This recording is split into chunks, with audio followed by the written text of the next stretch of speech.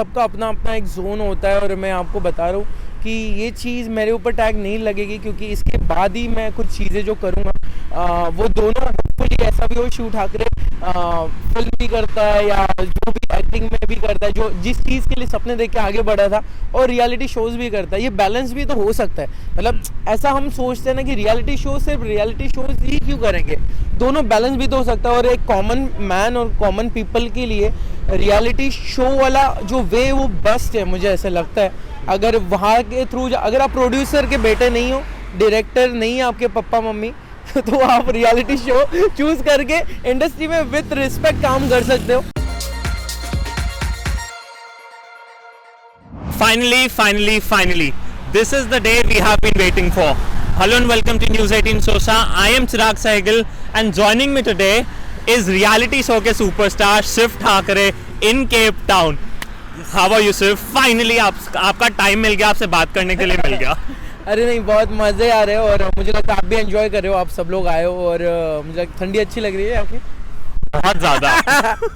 तो नहीं, मज़े आ रहे हैं। और यहाँ का मौसम, यहाँ पे जो खतरों के खिलाड़ी का जो एक्सपीरियंस है, मुझे नहीं लगता है कि कोई भी रियलिटी शो इसके जैसा, या मतलब अलग है ये। और आपके कंफर्ट जोन के बाहर की बातें यहाँ पे होती है, चीज़ें जो हम करते हैं, जो लाइफ में बचपन से मुझे नहीं लगता है कोई भी इसमें की छोटी चीज़ भी ट्राई करता होगा कभी। तो मज़ा आता है और जब वो चीज़ देखते हो और देखते हो यार ये नहीं हो पाएगा किसी से, ये मैं नहीं, ये सभी कंटेस्टेंट सोचते हैं। और जब कर लेते हैं ना, जब वहाँ पे, क्योंकि आप इसी चीज़ के लिए आए हो, और कर लेने के बाद जो खुशी होती है ना, शिट यार ये जो चीज़ थी जो नहीं होने वाली थी हो गई, तो मज़ा आता है, एक नया एक्सपीरियंस है। बट जैसे मैंने बोला, रोडीज, बिग बॉस, आप खतरों के खिलाड़ी जी।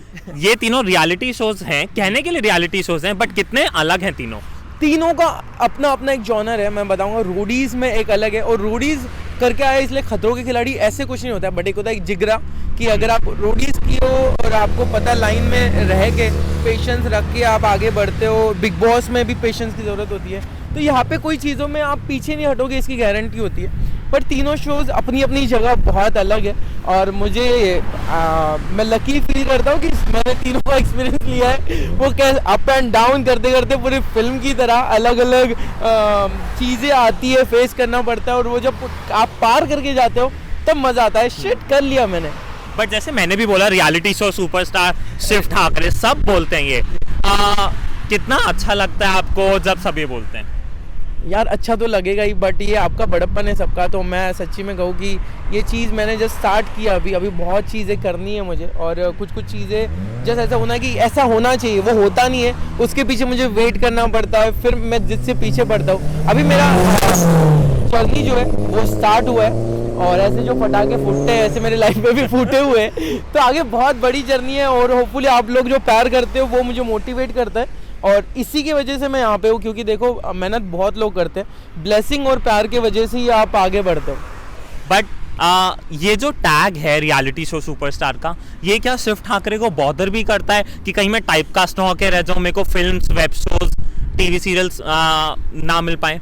नहीं, ऐसा होगा नहीं। सबका अपना अपना एक जोन होता है, और मैं आपको बता रहा हूँ कि ये चीज़ मेरे ऊपर टैग नहीं लगेगी, क्योंकि इसके बाद ही मैं कुछ चीज़ें जो करूँगा वो दोनों होपफुली ऐसा भी हो, शिव ठाकरे फिल्म भी करता है या जो भी एक्टिंग में भी करता है, जो जिस चीज़ के लिए सपने देख के आगे बढ़ा था, और रियलिटी शोज़ भी करता है। ये बैलेंस भी तो हो सकता है। मतलब ऐसा हम सोचते हैं ना कि रियलिटी शो सिर्फ रियलिटी शोज़ ही क्यों करेंगे, दोनों बैलेंस भी तो हो सकता है। और एक कॉमन मैन और कॉमन पीपल के लिए रियलिटी शो वाला जो वे वो बेस्ट है, मुझे ऐसा लगता है। अगर वहाँ के थ्रू, अगर आप प्रोड्यूसर के बेटे नहीं हो, डायरेक्टर नहीं है आपके पापा मम्मी, तो आप रियलिटी शो चूज करके इंडस्ट्री में विद रिस्पेक्ट काम कर सकते हो। तो जो मैंने चुना था, ऐसे मुझे लगता है। बट जैसे आपने बोला, अगर फैमिली लिंक्स ना हो इंडस्ट्री में, डिफिकल्ट होता है। कितना डिफिकल्ट था? जैसे Shiv Thackeray is a brand today, but इसको बनाना how difficult was it? I am sure बहुत सारे रिजेक्शंस भी रहे होंगे, बहुत लोगों ने बोला होगा कि नहीं ये इस इंडस्ट्री के लिए नहीं है। How difficult was it? मैं डिफ़िकल्ट तो नहीं कहूँगा, बट एक होता है कि एक जर्नी होती है कोई भी चीज़ की। मैं बहुत फिल्मी हूँ, और जितने बड़े सुपरस्टार या स्टार्स या एक्टर बने हुए हैं, उन लोगों की एक जर्नी रही हुई है और बिना जर्नी के कोई कुछ बनता नहीं है। अगर जर्नी रही तो ही आप वो ऊंचाई तक पहुंचोगे, क्योंकि आपको जर्नी सब कुछ सिखा देती है। आप गिरते हो, संभलते हो। जब गिरना संभलना ये कॉमन हो जाता है तो आपको कोई भी चीज़ फेस करना ईजी हो जाता है। अरे यार, मैंने बड़ी से बड़ी चीज़ें फेस की हुई है, ये कौन सी चीज़ है मेरे लिए। तो मुझे लगता है कोई डिफिकल्ट नहीं था, जर्नी था, और मैं अकेला नहीं कर रहा हूँ, ऐसे लाखों लोग कर रहे हैं। तो सिर्फ मैं लकी हूँ कि गणपति बप्पा की कृपा, मेरे आई का ब्लेसिंग और सबका प्यार कि मेरी चीज़ें पूरी हो रही है। मैं सच्ची कहूँ कि इतनी डिफ़िकल्टी बहुत लोग फेस करते होंगे, वो जो देख रहे हैं वो भी बोलेंगे यार हम भी शिव से ज़्यादा करते हैं, बट मैं लकी हूँ कि मेरे साथ ब्लेसिंग्स है। बट जैसे आपने बोला गिरते सब हैं, गिर के संभलते सब हैं। जब शिव ठाकरे अपने करियर की स्टार्टिंग में गिरते थे, क्या मोटिवेटिंग पॉइंट रहता था शिव के लिए? फैमिली था, कैसे संभाला? मैं सच्ची कहूँ तो सपना ही रहा है मेरा। सपनों के सिवा मेरा कोई ये नहीं रहा, और मेरी ज़िद रही है, और मेरी आई ने सिखाया मुझे कुछ चीज़ें होती है जो अच्छे इंटेंशन से आप देखते हो, बस उसको ज़िद को कंटिन्यू वही रखो।